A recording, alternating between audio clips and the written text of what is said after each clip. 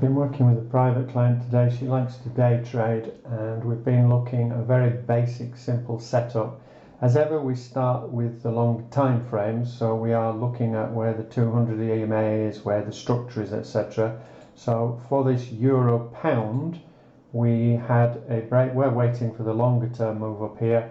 She has taken a buy down here, and this is based on the lows from yesterday. The stop she has down here, which is 10 pips away. Initial thinking for target is here, because it's quite probably going to struggle at the 55 EMA. The other option is to simply move the stop to entry and hope that you can catch the bigger move. Now, the other thing that she does quickly, which I've kind of stressed all along, is tries to halve the risk as soon as possible. If you move the stop to entry too quickly, the danger is even just the spread will come down there and it will take you out. But now she's risking half the initial amount, and this then she will sit and watch this and perhaps aim for this area or etc. But it's a completely different psychology to what we are used to. Now the pound USD, we have an order in, I have an order in at 124.40. Using her strategy, that will be too low, because the overnight low yesterday was 125.50. What she does is she watches until price comes into here and looks at the candlesticks for a pattern. And on the subject of that, this was a really good trade she had this morning. This is, I mean, these are 15-minute charts, and I certainly don't want to go here again, but this was not long after London Open. This is a shooting star pattern at the top of a move, and clearly this was yesterday's high, and it's been resistance all night, and she's taken that one and ridden it down to here.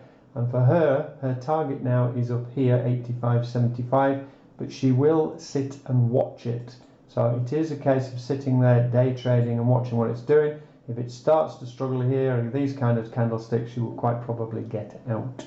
And then another one that she's watching is the Euro USD. Now I am in this long-term move, and it's gone absolutely nowhere today. It's done 29 pips, and it could be that everything is now going to wait until tomorrow's NFP for any movement. But on a shorter time frame, this is yesterday's low. There was a spike down this morning, so the low was back in here. There was a spike through. She would have taken this had she been up and about. This was too early for her. But this is what she looks for. She looks for price to come into the area. This is that daily 200 EMA just underneath. So consolidation here, rejection here, breakout. You could take it on the pullback. That's what she's looking for now, is the pullback here. The overall target is yesterday's high up here, but she is mindful of this resistance area here. So it's just a different way of trading. It satisfies the need for those of you who want to trade intraday, and it's something that you should at least experiment with and have a play around. What happened next? Anne has had a very good day. She showed you how she'd shorted the euro pound this morning, and that was for 20 odd pips. She then bought it again, and I copied that on MetaTrader. We'll look at that in a minute. It's now come up to yesterday's high again, and New York has opened and some news is out of the way. Technically, you would be watching this candlestick formation here on a 15-minute chart. I mean, this is a sell signal in the first place, but that was a win and that was a win. And then the Euro USD, after we made the first video, came down and spiked, and that was the entry on that one.